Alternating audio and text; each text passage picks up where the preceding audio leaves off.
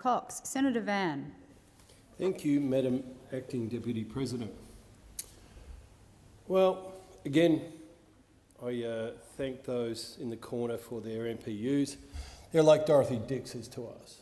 They set up a debate which we're very, very happy to have.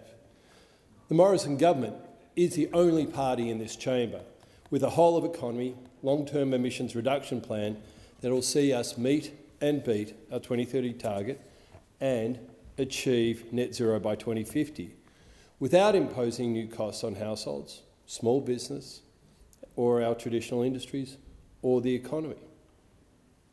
Those opposite will tax their way there. We know that. They've done it before. They'll do it again. Those in the corner will just blow up the economy. Shutting down fossil fuels overnight would just kill the economy. Loss of jobs would be enormous. Poverty would be rife. All the things that they pretend they argue for, we would see in Australia overnight. The Prime Minister took to COP26 a plan to achieve net zero emissions by 2050 in the Australian way, and that is looking at where we have strategic advantage and where we can easily make the easiest and biggest gains with the least amount of money. And by money, we're talking about incentives to partner with other levels of government and business. We will act in a practical, responsible way to reduce emissions while preserving Australian jobs and taking advantage of new opportunities for industries in regional Australia. The government will not support the Greens' reckless and economy-destroying climate policies that will force industries to shut, projects to be delayed or cancelled, and destroy Australian jobs and industries. Labor, if elected at the next election, and there's a big if, will have no choice to bow to the Greens' bidding. And we hear that from the Greens every day in this place, how they say they need to be the balance of power party in this parliament. And we've seen what that would cause. Australia's economy is almost unique amongst developed countries, with an economy specialising in the production of energy and emissions-intensive commodities. That's why our proportion of non-export emissions is incredibly low.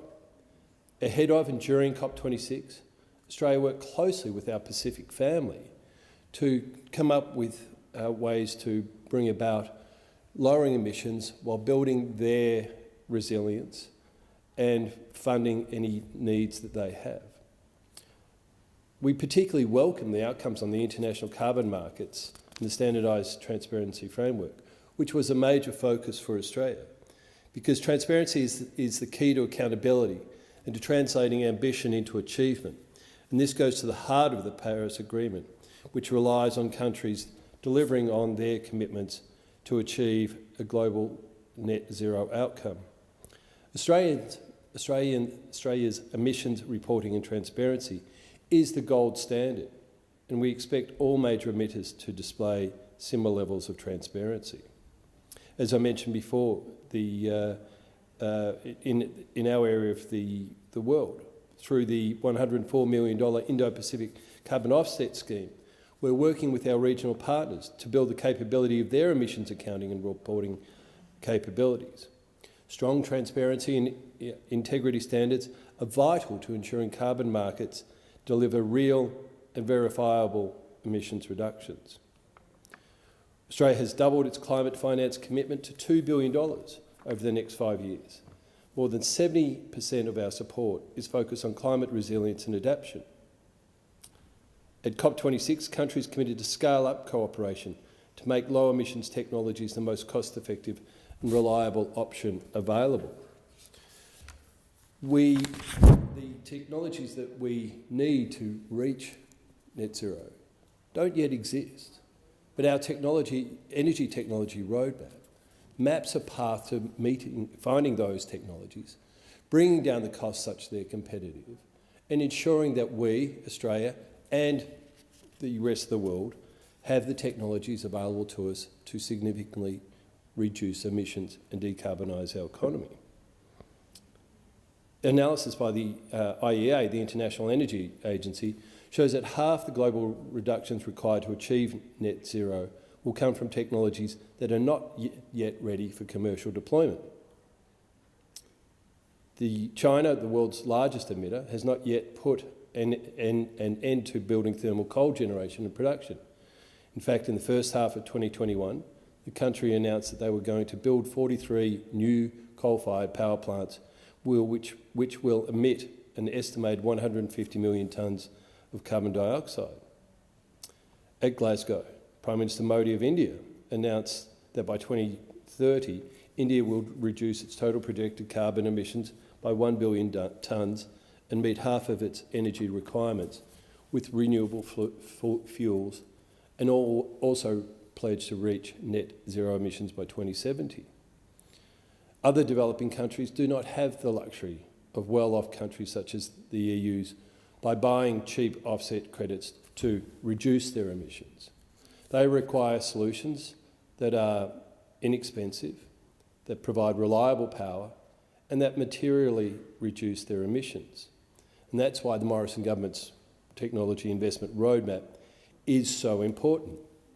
This government's roadmap is a plan to accelerate new technologies like hydrogen, carbon capture and storage, batteries, healthy soils that will help reduce emissions here and around the world. So far, we've committed to invest $20 billion in new energy technologies by 2030 to drive at least $80 billion of total public and private investment over the decade. This investment will support at least 160,000 new jobs. This roadmap is clearly working. Over the last 2 years, our position against our 2030 target has improved by 639 million tonnes.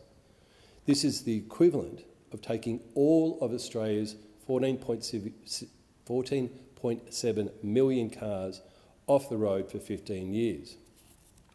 So while those opposite are happy to stand up and make statements and make them feel good and look good on social media, this government is working on delivering actual results that not only reduces our emissions, but also drives investment and economic growth. We are about taking action, not making statements. Thousands of jobs will be created by 2050 by the creation of an Australian hydrogen industry. And this follows on very nicely from the work that has been done over recent decades on building an LNG industry. The amount of investment, some government, mostly private, that built that industry, will go a long way to that's created markets that Australia will follow on, that we will transition to selling hydrogen into when those markets transition away from natural gas. Regional hydrogen hubs that we are building in regional Australia will help develop the industry and create jobs. Our priority is to produce clean hydrogen under $2 a kilo. Low-cost clean hydrogen holds significant promise for the world's energy future, and Australia has what it takes to be that world leader in hydrogen, just like we did with LNG. Our government's $1.2 billion hydrogen investment is set to increase, boosting economic activity and jobs in regional Australia. An additional $150 million for a further 2 locations under the Clean Hydrogen Industrial Hubs program will enable the rollout of hydrogen hubs across 7 priority regional sites. Hubs will consolidate Australia's natural resource strengths to unlock cheap, clean energy and stimulate a potential surge in industrial activity. An Australian hydrogen industry could generate more than 8,000 jobs and deliver over $11 billion a year in GDP by 2050. The research that's going on will help lead the creation of those hydrogen hubs and industry, where we will then reach our goal of producing green hydrogen below $2 a kilo. And our aim is to accelerate this process so that clean hydrogen achieves parity with other energy fuel sources that give us firm power in the quickest possible way. The Morrison government has a plan. We took that plan to the last election. We took it to Glasgow. We're meeting and beating that plan. We're meeting and beating our emissions targets, and we will continue to do so. Thank you.